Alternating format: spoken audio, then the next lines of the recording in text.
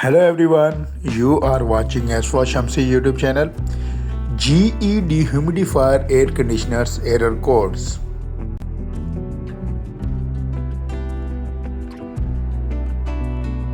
Error code E0 meaning on 70-pin model only when water is not pumped on while the unit is running under the pump mode.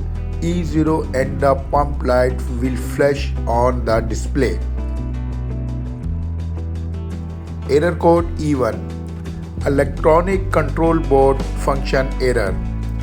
Solution: check the electronic control board for any damage, repair the faulty or damaged components. Error code E4 meaning water bucket is full or defective bucket float switch. Solution: empty the collection bucket, check for a pinched or damaged wire in the wires between the control panel and the collection bucket float switch.